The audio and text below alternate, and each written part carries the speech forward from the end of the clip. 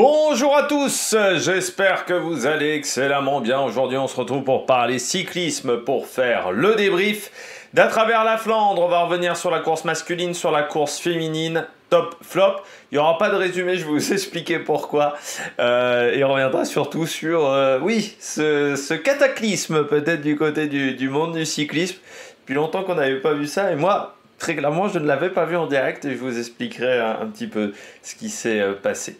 Allez, n'hésitez pas à vous abonner à la chaîne, à réagir dans les commentaires, à mettre un pouce bleu, à partager la vidéo sur les réseaux sociaux, notamment auprès de vos proches. Si vous pensez que ça peut les intéresser, dans les commentaires, n'hésitez pas à me dire qui vous a plu, qui vous a déçu. Quand vous vous abonnez à la chaîne, vous pouvez rajouter la petite cloche, comme ça vous êtes au courant des dernières vidéos qui viennent de sortir. N'hésitez pas à faire un super thanks, ça c'est seulement si vous avez les moyens et ça se passe dans les commentaires. Vous pouvez également rajouter la petite cloche, cliquez rapidement sur les différentes notifications, les miniatures. Si bien vous avez une vidéo qui vous intéresse, n'hésitez pas à cliquer dessus rapidement parce que ça permet de la mettre en avant.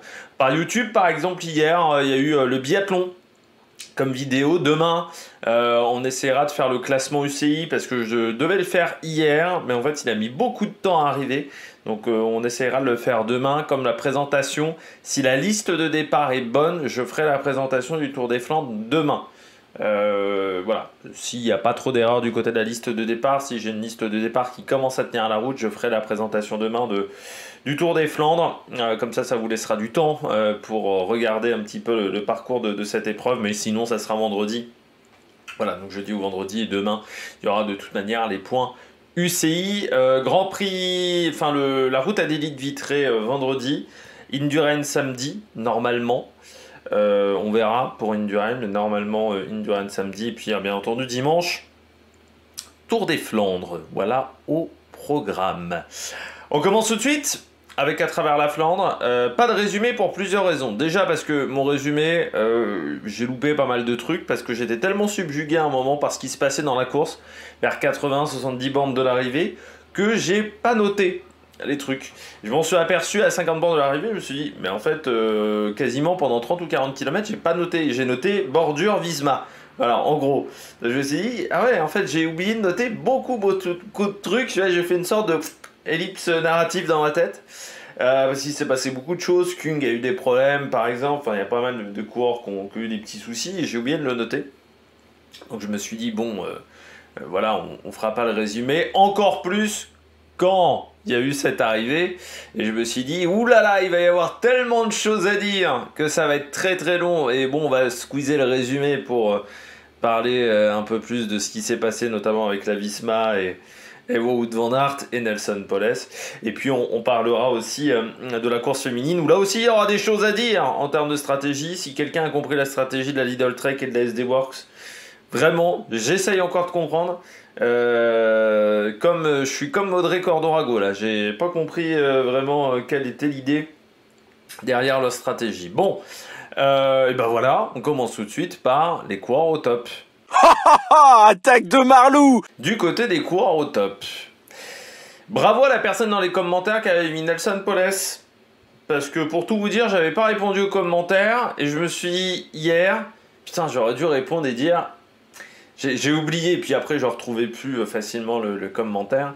J'aurais dû dire, ah putain, j'y crois pas à Nelson Poles en fait.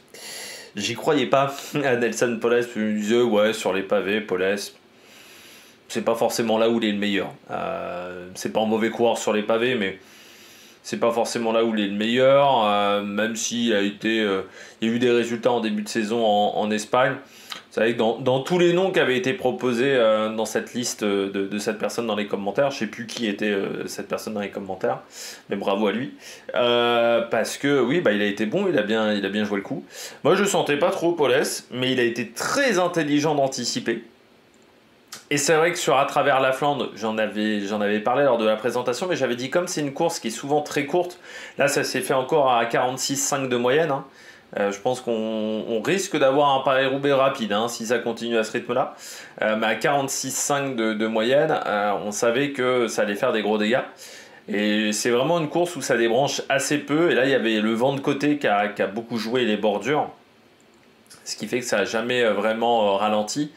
Et du côté de Poles, il a très bien fait d'anticiper. Parce que quand on anticipe comme ça à 100 bornes de l'arrivée, tu es encore assez frais, tu sais que tu pars pour 2h, 2h20 à peu près d'effort, 2h30 d'effort, là même moins, et donc tu sais que bah, c'est raisonnable, c'est faisable comme type d'effort, et je le dis, c'est vrai que Paris-Roubaix par exemple, c'est le dernier monument où tu peux encore partir dans l'échappée et pouvoir gagner la course, mais le Tour de Flandre, ça reste un monument où si tu pars dans l'échappée, tu peux faire top 10, pas gagner, mais faire top 10. Et là, du côté de Paulès, à travers la Flandre plus court, 184 km, souvent un temps d'effort qui est très réduit, pas forcément des grosses équipes, toujours au départ, bah, il a été très bon. Il a été très bon, il anticipe. Et puis après, il avait des bonnes jambes. Parce que quand il y a un moment où on est dans un secteur pavé, je ne sais plus c'est lequel, et il y a 3 coureurs de la Visma d'un côté et un coureur de F de l'autre, je me suis dit à ce moment-là, putain, il a des bonnes jambes, Paulès, parce qu'il ne passe pas très bien les pavés. Départ, il commence gauche de la route, il finit droite de la route en passant quand même pas mal de temps sur le haut du pavé. Et les bas-côtés n'étaient pas dégueulasses. Donc c'est-à-dire qu'il arrivait à aller plus vite que les Visma. Et je me suis dit, il arrive à aller quasiment plus vite que Jorgensen, alors qu'il est sur le haut du pavé, donc avec les vibrations, donc c'est pas forcément le plus efficace dans ce genre de situation. Et là je me suis dit, ah ouais, il a des jambes. Ça va pas être si facile que ça de le battre. Surtout ils ont quand même tenté à 25 bornes de faire une cassure. Ce qui je trouve était déjà un peu la solution de ouais bah on sait pas trop comment te battre quand même, on sait pas trop comment éviter de t'emmener au sprint, donc on tente un peu la solution voilà, un peu de bâtard quoi, c'est-à-dire que un peu la solution au rabais, c'est pas l'attaque de facteur, c'est allez on te fait la micro cassure, ce qui montre très déjà que peut-être qu'on n'avait pas vraiment confiance dans ses capacités à battre Paulès. Et puis après oui il a été bon. Alors c'est vrai que Nelson Paulès a une bonne pointe de vitesse. Malgré tout, Van Aert s'est quand même bien planté. Mais c'est vrai que Paulès, par exemple, moi je me souviens de sa victoire à la Classica Saint-Sébastien. C'était vraiment un bon sprint. Il avait battu voilà, des mecs très rapides. Il avait surtout très bien joué. Pour ceux qui se rappellent de cette Classica Saint-Sébastien, il avait très bien joué dans le final. Mais pour moi, Nelson Paulès, c'est un peu comme un Tony Galopin. Tu vois, c'est des coureurs qui ont des pointes de vitesse. Mais normalement, Van Aert doit les battre. Voilà. Normalement, des Matthews Van Aert sont plus rapides. Là, Paulès, il a été bon, il a été efficace, et surtout, il avait des bonnes jambes aujourd'hui. Et puis là, je pense que celle-là, il s'en souviendra.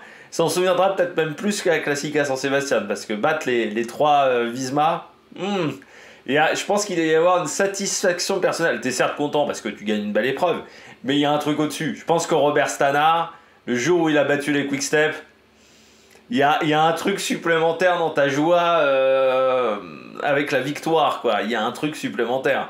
C'est-à-dire que tu as une joie profonde, mais encore supérieure.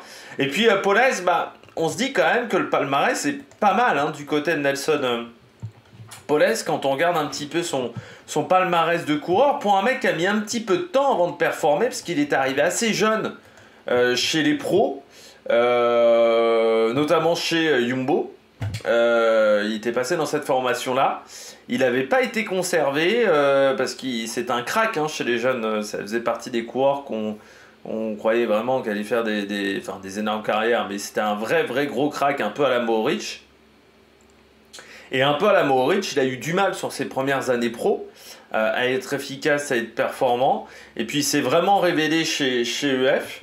C'est là où il a été efficace et performant, parce qu'il était arrivé à 22 en World Tour et à 20 ans chez les pros. Et il avait commencé même dans l'équipe U23 de Hagens, Berman, Axeon. C'est quand même un coureur qui a un beau petit palmarès quand je regardais du côté de ses victoires. Il a donc une étoile de Bessèges, il a un Grand Prix la Marseillaise, qui n'est pas la course la plus simple à gagner, 2 Japan Cup, donc la Classica Saint-Sébastien. Il a également une 4e place sur le Tour de Suisse, et pourtant il a eu des problèmes lors du contre-la-montre.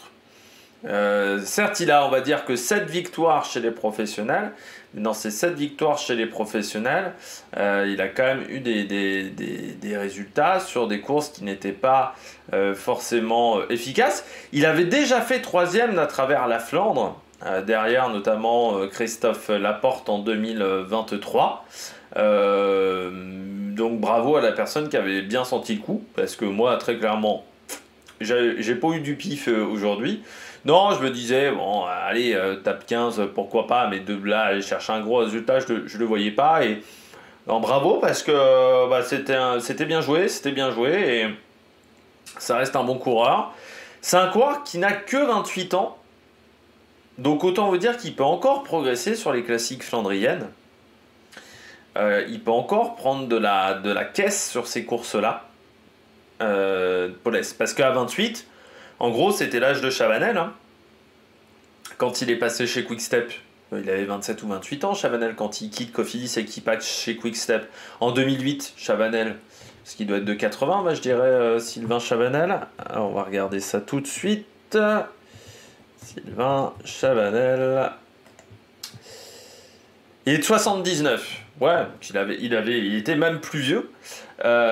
Et il avait réussi à changer de carrière et il a fait des bonnes saisons. Donc je me dis, tiens, du côté de Nelson Paulès, il peut y avoir encore une belle évolution de carrière. Ça peut être quelque chose qui fait réfléchir. Et puis ça doit faire du bien du côté de l'AEF parce qu'on avait plutôt misé sur Casper Asgreen et on a quand même réussi à avoir un résultat. Et malgré tout, cette équipe qui, pourtant, pour moi, n'a pas forcément une culture des classiques plus que ça. C'est pas forcément l'équipe. Quand on parle classique flandrienne, classique pavé, on sort pas en premier nom l'AEF. L'AEF sort pas du tout dans les premiers noms. Bah, quand tu regardes bien, c'est quand même une équipe qui a eu des résultats à travers la Flandre, qui a eu des résultats sur le Tour des Flandres également, on se souvient avec Alberto Bettiol. C'est quand même une équipe qui arrive toujours à obtenir 1 ou 2 résultats par an sur ce type d'épreuve, donc c'est pas mal. Voilà, et puis même chez les filles, hein, parce que je rappelle que EF avait gagné le Tour Paris-Roubaix chez les filles. Pour ceux qui se rappellent, donc non, pas mal du tout, et puis ça va faire du bien à l'AEF, voilà. Puisque le début de saison a été pas mal, mais là il y avait peut-être eu un petit ralentissement, hein. J'avais le sentiment du côté de l'AEF, voilà, sur seulement 2 victoires.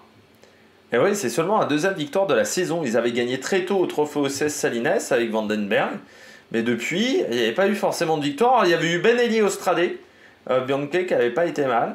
Michels à Bruges de Panne. Mais c'est vrai qu'on n'avait pas forcément fait un grand début de saison. En plus, vous avez Wouters qui a arrêté. Il n'est plus General Manager, Wouters. J'ai raté cette info, mais Jonathan Wouters. Il semblerait que Jonathan Wouters soit plus à la tête peut-être de l'équipe. Alors, j'arrive pas à avoir l'info, mais ouais, il semblerait que Jonathan Wouters soit plus à la tête de l'équipe. Ce qui serait quand même une grosse info parce que Wouters avait lancé cette formation.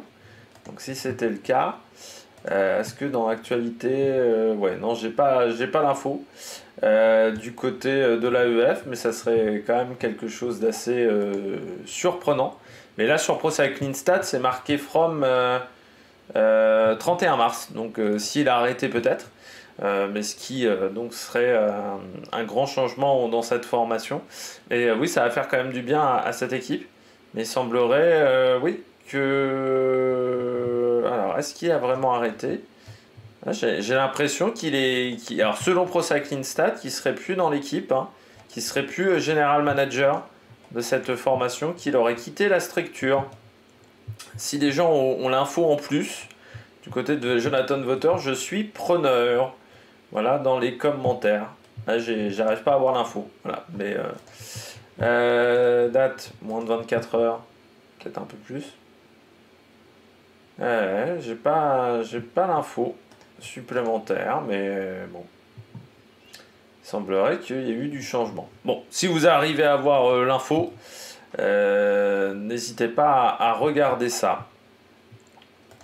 On poursuit, deuxième coureur équipe top, la Lotto. Ah, je l'avais dit dans les commentaires, sous la vidéo de Gand, j'avais dit, sans qu'il y ait de lit, il y aura peut-être des opportunités pour des coureurs qui pourront se montrer. Ça a été le cas. Moi, j'ai bien aimé encore une fois la course d'Ariane Levins. Je trouve qu'il fait une belle campagne des classiques. Ariane Levins, il est très visible. On le voit énormément. Et puis là, ils arrivent à mettre 2 courants dans le top 10. Ce qui n'est pas arrivé beaucoup hein, sur cette séquence de classiques qui est difficile du côté de la loto. Alors après, les séquences de classiques sont compliquées depuis 15 ans à la loto. Hein, parce qu'on se souvient de la période où on misait presque tout sur André Greppel. C'est quand même depuis quelques années que c'est compliqué du côté de cette formation sur les classiques flandriennes, avant l'arrivée d'Arnaud Delis. Mais là, c'est vrai qu'Ariane Levins, un top 10 aujourd'hui, et puis très performant sur la course. Alex Segart, qui avait déjà fait un bon Grand Prix de Denain. Un bon Grand Prix de Denain. Il avait été très offensif. Il avait fait un petit peu le chien de garde pendant toute la journée. Alex Segart, mais c'est vrai qu'on l'avait beaucoup vu dans cette course. Et il avait montré que dans les 10 derniers kilomètres, il était efficace. Donc c'est intéressant du côté de la loto. Et puis ça va montrer également cette formation qu'on n'a pas que Arnaud Delis, peut-être pour l'an prochain. Et un Alex Segart, Paris-Roubaix, c'est un coureur qui peut être performant sur Roubaix. Il faudra peut-être s'en méfier d'Alex Segart sur Roubaix, parce qu'avec ses qualités de rouleur, ça peut être un coureur solide. Pour la classique française. Et c'est vrai que du côté de la loto, on les a quand même beaucoup plus vus aujourd'hui. Je pense que le fait de ne pas courir pour Arnaud Delis, ça te libère un peu. Et certains coureurs se disent « Ah bah tiens, je peux peut-être essayer de me montrer ». Peut-être qu'au niveau du briefing également, on a laissé plus de liberté aux coureurs. On a peut-être mis moins la pression aux coureurs. Et parfois, quand on vous met moins de pression, alors parfois c'est la fête du slip, on se souvient notamment de la DSM sur le Tour de France, après le départ de Romain Bardet, mais des fois, il y a 2 ans, mais des fois, ça peut vraiment requinquer une équipe et refaire du bien à une formation. Et là, je crois que ça a été le cas du côté de la loto, avec un très bon résultat aujourd'hui du côté de cette formation. Eh bien, on espère que ça va continuer. Et s'ils arrivaient à obtenir un top 15 déjà sur le Tour des Flandres et sur Paris-Roubaix, ça serait déjà un bon résultat pour eux, parce que ils ont quand même changé un petit peu de plan avec les soucis d'Arnaud Delis. Et moi, je ne crois pas au miracle d'Arnaud Delis sur Paris-Roubaix. Et puis je termine avec un dernier coureur, dernier coureur, Tibor Del Grosso. Je vous avais dit qu'il m'avait fait une belle impression lors du Tour de Catalogne. Je l'avais trouvé très intéressant face à Matthew Brennan, qu'on aurait peut-être mieux fait de prendre du côté de la Visma Leasebike plutôt que Wout van Aert en passant. Mais du côté, ça c'est le petit tacle, vous allez voir après le tacle de la Visma il va être sévère. Mais du côté de Tibor Del Grosso, oui, moi je l'ai trouvé vraiment efficace aujourd'hui. Le coureur néerlandais, surtout qu'il il fait un beau sprint face à Pedersen, puisque Pedersen a dû s'employer un petit peu pour battre le néerlandais. Toujours dans le premier peloton, il a manqué un peu de vista. Il n'a pas osé suffisamment à des moments attaquer, parce que je ne suis pas sûr qu'on l'aurait suivi à la trace. Del Grosso, tout le monde ne le connaît pas encore sur la route. Voilà, on sait qu'il a un palmarès du côté du cyclocross, mais pas forcément du côté de la route. Et c'est vrai que forcément du côté de certaines formations, on est peut-être un peu moins attentif à un coureur comme celui-là. Mais vu ce qu'il avait montré du côté du Tour de Catalogne, je pense que les jambes étaient plutôt pas mal. Et là, il a confirmé aujourd'hui à Tibor Del Grosso. Donc vraiment, très belle course, moi je trouve. Et lui, je me dis, tiens, si tu as une place qui se libère du côté d'Alpecin sur le Tour des Flandres ou sur Paris-Roubaix, j'y crois pas vraiment, mais on ne sait jamais. Eh bien, Tibor Del Grosso, ça peut être un très bon équipier. Et puis pour lui, ça lui ferait apprendre ces épreuves-là, où on sait qu'il aura un rôle dans les années à venir, parce que Tibor Del Grosso aura un rôle sur ces épreuves-là dans 2 ou 3 ans.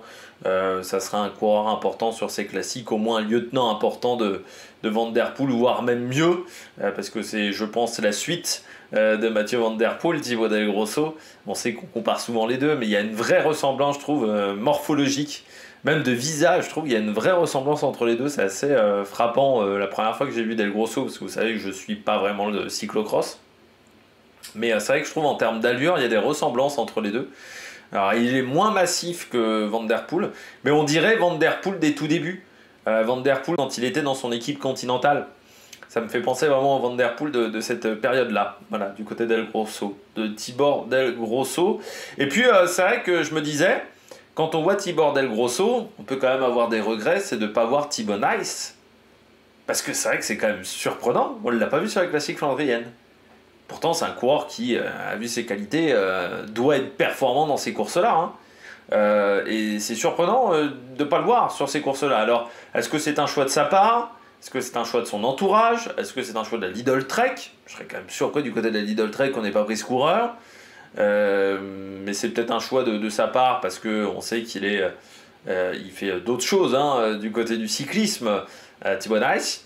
Mais c'est vrai que c'est surprenant de ne pas le voir sur ces épreuves-là parce que normalement, il devrait être efficace. Donc la performance de Del Grosso m'a rappelé l'absence de Thibau Nys. Pourtant, Sven Nys faisait des courses pavées quand son équipe était invitée, parce qu'il était dans une équipe continentale. Enfin, moi, les souvenirs que j'ai de Sven Nys, il était dans une équipe continentale, et on le voyait quelques fois sur des épreuves sur route, un peu comme Francis Mouret. À l'époque, les cyclocrossman faisaient toute la saison de cyclocross, donc on les voyait pas énormément sur la route, mais je me souviens d'un Sven Nys dans une échappée, sur une grande classique comme ça, peut-être un Tour des Flandres, une année où il avait pris l'échappée, mais sur une classique flandrienne, je me souviens d'un Sven Nys dans une échappée. Allez, on regarde tout de suite les bonnets d'âne. Du côté des flops, bon, il y en a un qui est inévitable. Je ne sais pas qui mettre entre Visma et Van Aert. Moi, j'ai mis Van Aert sur mon petit fichier texte. Mais c'est vrai qu'on peut quand même souligner les erreurs stratégiques du côté de la Visma. Pourquoi les erreurs stratégiques du côté de la Visma ? Parce que confier les clés du camion à Van Aert en ce moment, quand on sait qu'il est quand même à la peine, c'est quand même surprenant. C'est une équipe qui a souvent fait des erreurs stratégiques, je trouve plus que la UAE, même si la UAE sur le début de saison a quand même été très performante dans ce domaine-là, mais c'est quand même une équipe qui a tendance à avoir du mal à courir quand ils ne sont pas les meilleurs. Je l'ai toujours dit, hein, la Visma, quand ils sont les meilleurs, ok, ils savent courir, mais parce qu'ils savent bourriner sur les pédales, et en fait, en termes de stratégie, quand tu es le meilleur, quand tu es vraiment une jambe au-dessus de tout le monde, c'est plutôt facile. Par contre, dès qu'il y a un peu d'adversité, ils ont un peu du mal du côté de la Visma Leaseback. Là, très clairement, c'est incompréhensible qu'on n'ait pas attaqué à tour de rôle Paulès. Parce que Paulès, il aurait été capable d'aller chercher un mec, deux mecs, mais pas trois, et pas à 2 ou 3 reprises. Dans les 15 derniers kilomètres, fallait attaquer, multiplier les attaques. Sauf que dans les 15 derniers kilomètres, quand tu entends l'interview notamment de Matteo Jorgensen, tu entends bien qu'on a dit dans les oreillettes « On mise tout pour Van Aert, on mise tout pour Van Aert ». Ouais, sauf que Van Aert en ce moment, c'est quand même compliqué. C'est quand même compliqué en ce moment, Wout Van Aert physiquement. Donc déjà surprise de ne pas avoir attaqué à de multiples reprises. Je pense que c'était plus intelligent de faire ça. Ce qu'avait fait la Quick Step à l'époque de Stannard. Parce que j'ai vu la course en replay, je ne l'avais pas vu en direct, mais j'avais vu la course en replay. Ce qu'avait fait la Quick Step, ils avaient quand même attaqué à plusieurs reprises. Mais à un moment, ils s'étaient un petit peu emmêlés les pinceaux. Là, la Visma, ils n'ont même pas essayé d'attaquer. Quand je dis, voilà, ils ont tenté la technique de bâtard, de faire la cassure, je sais plus, on était à plus de 20 bornes de l'arrivée, à 25 bornes de l'arrivée. Ça, c'est quand même un peu la technique de... je sais pas quoi faire. Donc je tente un peu la technique désespérée, quoi, de faire la cassure, mais on sait très bien qu'il y a peu de chances que ça fonctionne. Ça, déjà, c'était un indice que, ouais, on n'est peut-être pas au top physiquement du côté de la Visma. Et puis après, Van Aert, normalement, il doit gagner le sprint, de toute manière. Alors je sais bien que Tige Benoot, son travail de poisson pilote n'est pas exceptionnel, mais bon, il doit battre Paulès. Surtout qu'encore une fois, on est sur un sprint comme Tige Benoot est un peu en train de perdre de la vitesse, on lance pas à 50 km/h. Et en plus, c'est un sprint qui est très court, c'est un sprint de 200 mètres. C'est pas un sprint de 400 ou 500 mètres, où là, un Nelson Paulès, oui, peut revenir sur la deuxième partie du sprint. Là, normalement, tu dois faire la différence. Sauf que quand Van Aert lance son sprint à 200 mètres, sur la giclette, Paulès y tient.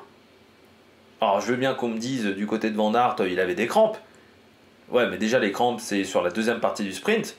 Or, quand tu regardes la première partie du sprint, il n'y a rien qui se passe. L'écart se fait pas énormément. Paulès est toujours au niveau du pédalier. La roue avant de Paulès est au niveau du pédalier. Donc, il prend à peine un demi-vélo d'avance sur l'accélération. C'est déjà pas fameux. Et puis oui, sur les 60 derniers mètres, là c'est la débandade. Hein. Et à la fin, il y a quand même quasiment un vélo d'écart. Quasiment un vélo d'écart, un vélo de marge pour Paulès. Ça fait mal aussi. Hein. L'écart que Paulès met à Van Aert sur le sprint, il est énorme. Alors je veux bien qu'on me dise qu'on a eu des crampes. Sur la deuxième partie du sprint, ok, je suis d'accord, mais sur la première partie du sprint, il n'arrive pas à faire la différence. Encore une fois, on peut avoir des doutes sur cette stratégie, sur cette programmation de saison du côté de la Visma et Isobac, d'avoir programmé un stage en altitude et surtout d'avoir fini ce stage en altitude aussi tardivement du côté de Van Aert.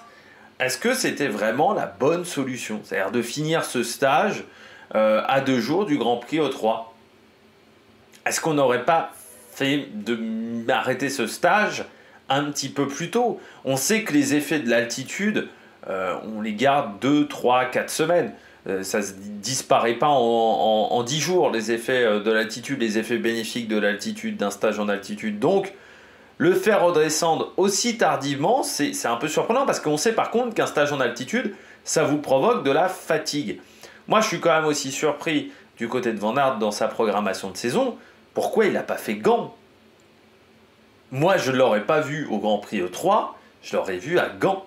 Ou je l'aurais vu faire Grand Prix E3 Gand. Mais pas à travers la Flandre. En plus, c'est quand même la course où il est tombé l'an dernier. Grosse chute. Donc, il y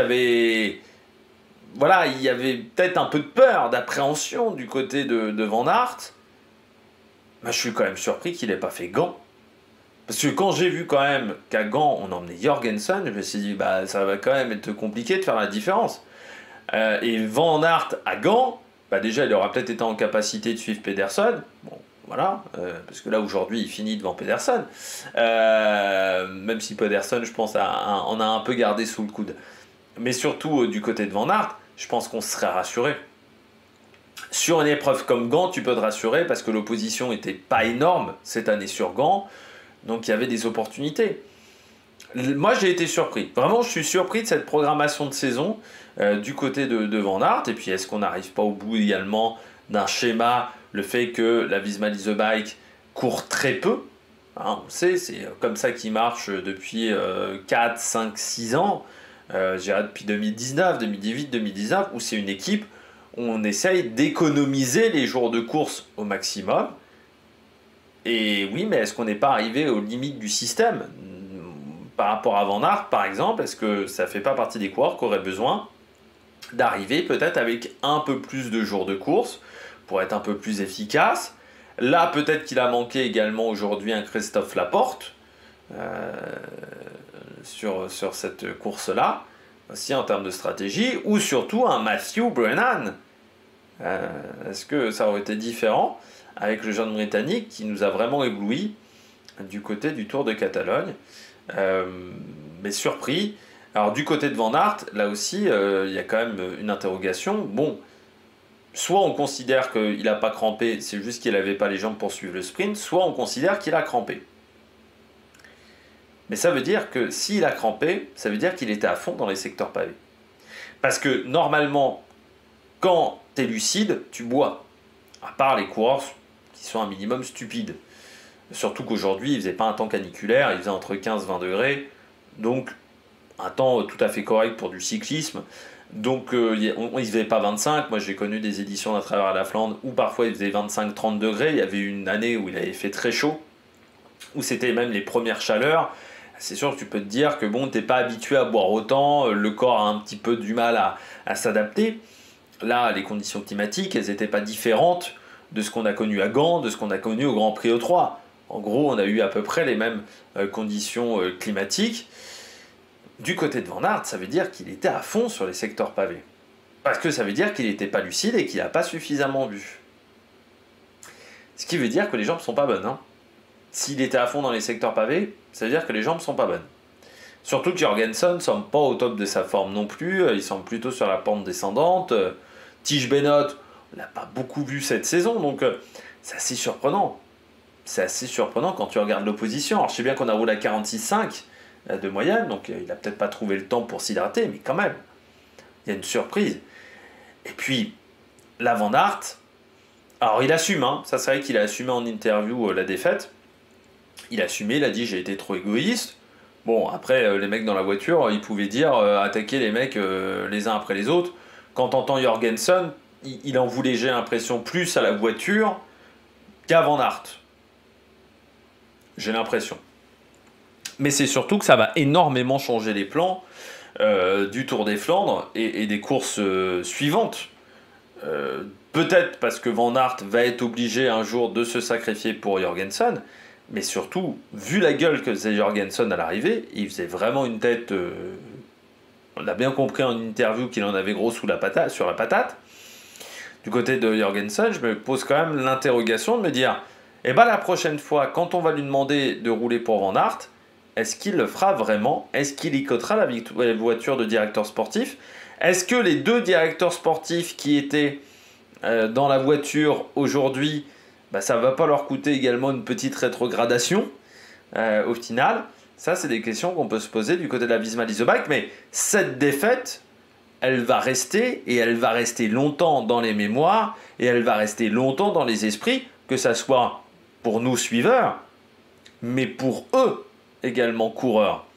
Parce que la défaite face à Stannard, ça avait un peu changé la manière de courir de la Quick Step, qui avait été un petit peu plus offensive sur cette campagne, sur cette année-là des classiques.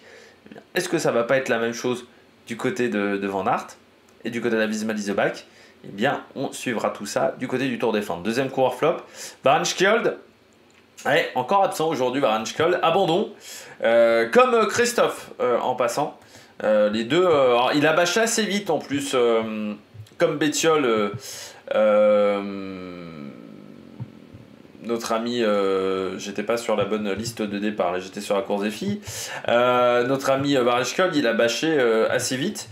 C'est dommage du côté de Søren Varenskjold, mais on a l'impression que la malédiction, comme je parlais de malédiction un petit peu de gagner le Hot Newsblatt, comme de gagner la Marseillaise, on le voit avec Valentin Ferron, on le voit avec Varenskjold, peut-être en forme trop tôt du côté du Norvégien, parce que là, ça fait quand même depuis quelques courses qu'il est un peu transparent. Je l'avais mis dans mes favoris de Panne.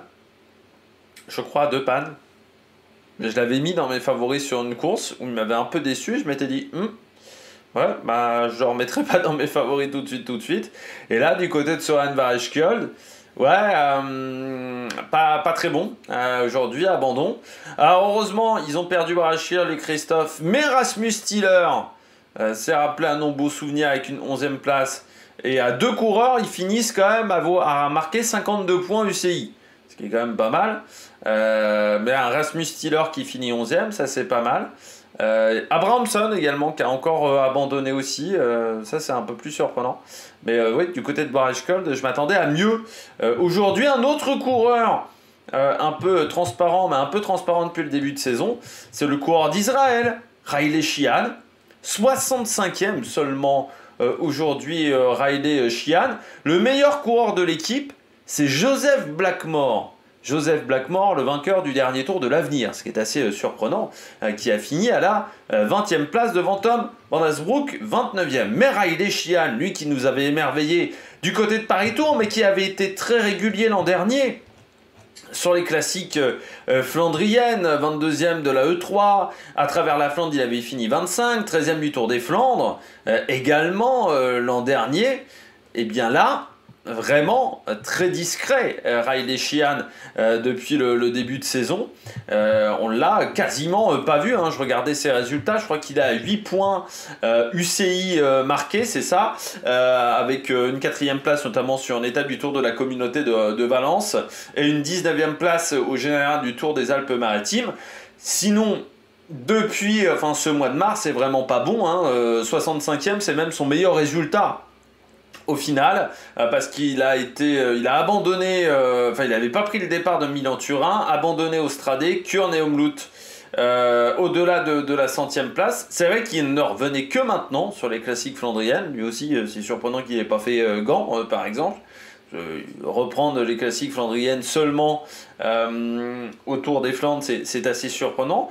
Mais lui qui avait fait vraiment, j'avais trouvé sa saison des classiques très intéressante l'an dernier, du côté du coureur d'Israël. C'est vrai, je m'étais dit, c'est quand même pas mal ce qu'il fait Riley Sheehan. Et bien là, beaucoup plus discret du côté du coureur américain, du stagiaire. Ça restera l'éternel stagiaire vainqueur de Paris Tour en 2023. Mais Riley Sheehan, on aurait pu s'attendre à mieux, et c'est vrai que depuis le début de saison, le coureur américain est très discret. Et puis je termine rapidement avec la Ineos. Je m'attendais à un peu mieux du côté de la formation anglaise. J'attendais une formation anglaise à l'offensive, notamment Magnus Sheffield qui m'avait vraiment impressionné sur le dernier Paris-Nice. Je l'avais trouvé très bon. Seulement 25e Magnus Sheffield, il finit dans un groupe à 2,39. Il y a eu 4 abandons, notamment Tarling et Foss, et Jungels et Swift finissent au-delà de la 50e place, qui n'est pas exceptionnel. On se souvient qu'il avait remporté la Flèche Brabanson, ça remonte déjà à quelques temps, la victoire à la Flèche Brabanson, mais surtout il avait été très bon sur Paris-Nice, avec notamment cette victoire lors de la dernière étape du côté de Sheffield.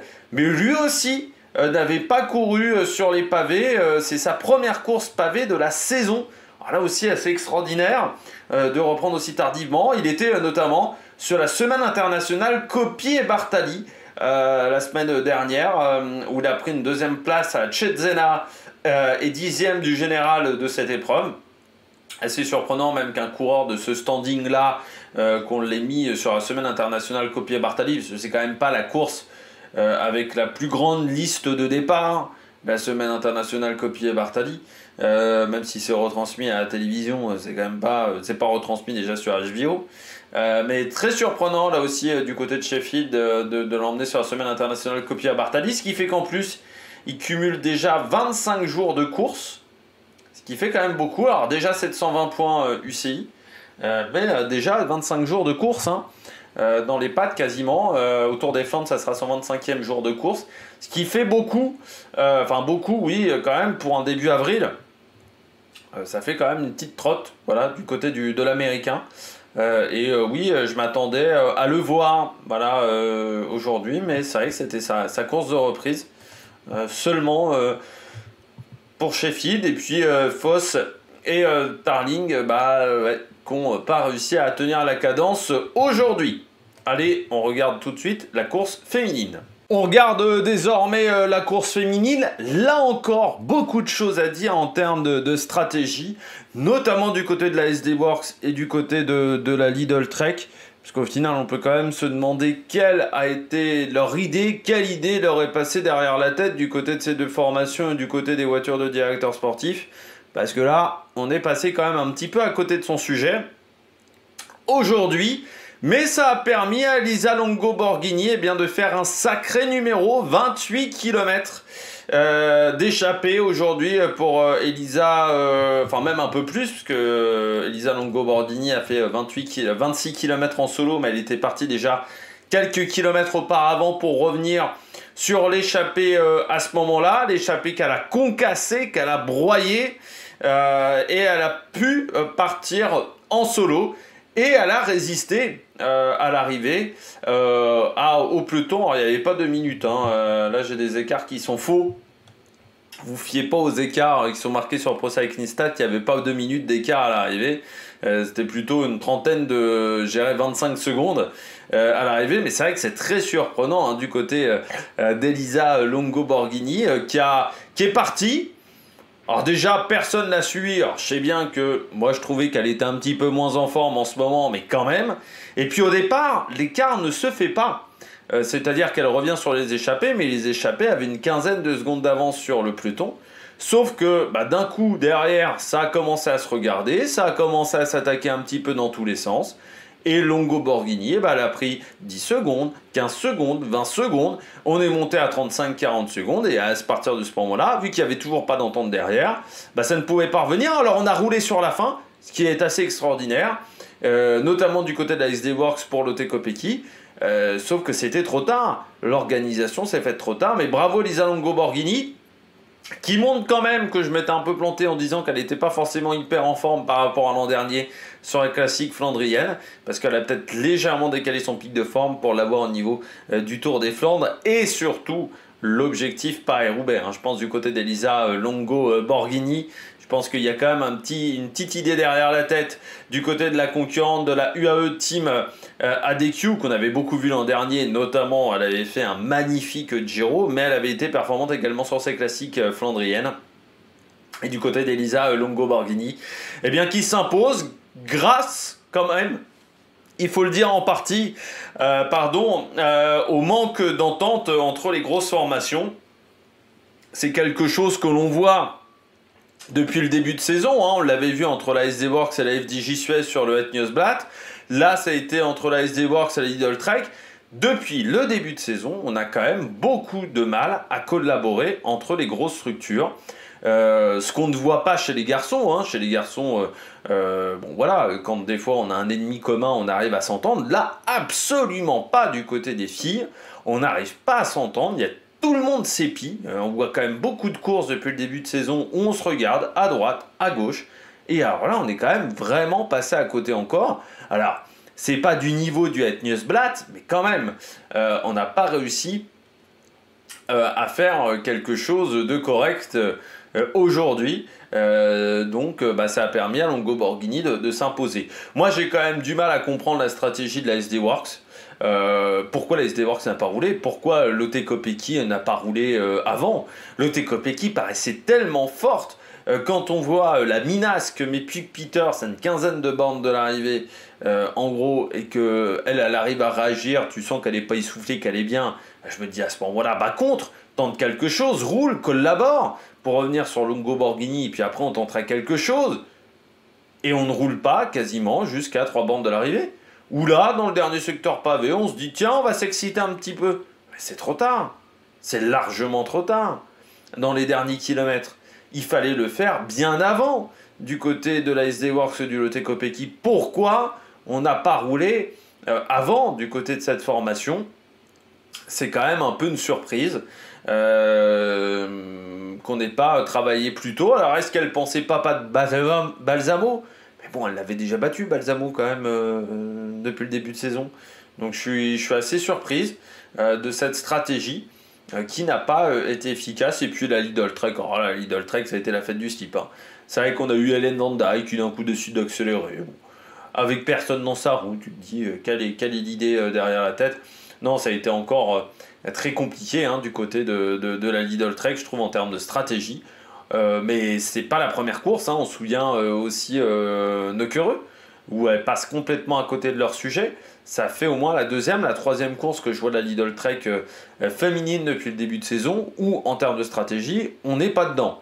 Il va falloir retravailler tout ça parce qu'on passe à côté de bons résultats. Alors là, Balsamo fait quand même 3e, mais tu te dis, bon, il y avait peut-être possibilité de faire mieux. Alors est-ce que Balsamo ne voulait pas rouler derrière Longo Borghini? Parce que c'est vrai que Longo Borghini, pendant très longtemps, a fait partie de la maison Lidl Trek, avant de rejoindre la UAE, notamment l'an dernier, elle était encore chez Lidl. Alors est-ce qu'ils ont oublié, Balsamo, est-ce qu'elle a oublié que Longo Borghini, quand on lui disait dans l'oreillette Longo Borghini, que Longo Borghini n'était plus chez Lidl Trek?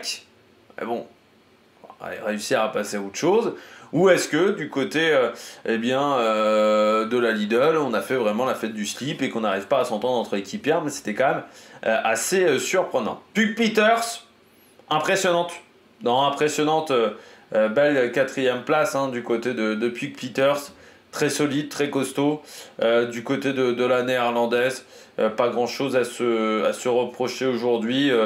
La Phoenix de Koninck n'a pas forcément la carte en cas de sprint. Par contre, Peters faudra quand même s'en méfier sur le prochain Tour des Flandres, parce que si entre les grosses structures, on rajoutera la FDJ Suez quand même dans 5 jours, dans 3-4 jours, enfin dimanche, ça peut vraiment se regarder énormément, et une Puck Peters qui partirait en contre ne serait peut-être pas forcément suivie, et là ça pourrait être intéressant pour elle. Bon, Bredewold qui a fait un gros boulot d'équipière, mais trop tardif ce boulot-là, c'est dommage. Et puis on a Lippert Guanzini contre Fialoneri. Alors du côté de la FDJ Suez, on n'avait pas la bonne carte. Voilà. Alors même avec Vollering, on n'aurait peut-être pas gagné. Hein. Mais il manquait, oui, les têtes d'affiche du côté de la FDJ Suez. Alors on fait une belle course ensemble quand même, on en place 3 dans le top 15, mais Amber Crack a tenté, c'était bien essayé cette échappée avec la concurrente de la Movistar, c'était bien essayé, avec je crois que c'était Rosser à ce moment-là. Bon, il fallait tenter le coup. Mais Guazzini, Chabet, elles n'avaient pas intérêt forcément à rouler plus que ça, parce que elles savaient qu'au sprint elles étaient battues. Donc en gros, voilà, elles ont fait le job par rapport à leur classement, parce qu'elles sont dans le top 10, mais on ne pouvait pas s'attendre à grand chose de mieux. Voilà. Contre Falonieri, avec la Uno X, il faut quand même le dire, la Uno X chez les filles, intéressante depuis le début de saison, parce que sur ces classiques flandriennes, très souvent dans le top 10, voire mieux avec Linda Zanetti, qui là n'était pas là dans le final. Et puis Nevia Doma, toujours le même problème avec Nevia Doma. Elle manque de punch, tout simplement, Nevia Doma, donc ça reste toujours le même problème pour la Polonaise. On voit, elle a essayé de collaborer avec Peters, mais au bout d'un moment, personne voulait prendre sa roue. Peters était un peu essoufflé, personne ne voulait la relayer, donc ça c'est un petit peu dommageable. Et puis du côté de Nevia Doma, de toute manière, on sait que si elle n'est pas en solitaire, en gros c'est très compliqué pour elle de réussir à faire la différence. Et puis Lotte Klaes du côté d'Arkea, encore un résultat intéressant, elle était dans le premier groupe. Et puis, Van Dijk, Zoe Bäckstedt, elle aura des regrets, Bäckstedt, très mal placée. Alors, Bäckstedt, il faut vraiment qu'elle travaille son placement dans le peloton, parce que c'est un peu comme Ethan Etter, à des moments, elle est super mal placée, et quand ça a accéléré, elle n'était pas au bon endroit, au bon moment, et forcément, ça fait tout de suite un écart. Vous fiez pas, donc encore une fois, au temps, aux écarts, parce que le classement n'est pas bon. Les écarts, ce ne sont pas ceux-là qui étaient à l'arrivée. Je vous donnerai les bons écarts lors de si je les ai, lors de la mise en ligne de la vidéo. Tout à l'heure, lorsque la vidéo sera en ligne, donc dans la description. Et puis dommage, pas de Marianne Vos qui n'a pas pris le départ notamment. Qui était malade. On peut souligner également la bonne performance de Hauxet pour la Team Coupe, rarement aussi bien placée la Team Coupe, donc là c'est bien, bon résultat pour cette formation qui est là depuis de nombreuses années. Et puis là aussi, comme la course chez les garçons, pas mal d'abandons, et donc Marianne Vos qui n'avait pas pris le départ comme Marie Lenette notamment. Voilà, il y avait 4 et Chiara Consoni également n'avait pas pris le départ, donc ça a changé les plans forcément de la Visma et de la Canyon SRAM. Eh bien, je crois que nous avons fait le tour. N'hésitez pas à vous abonner à la chaîne, à réagir dans les commentaires, à mettre un pouce bleu. Puis nous, on se retrouve pour de nouvelles aventures sur Amérique Production. Ciao, ciao!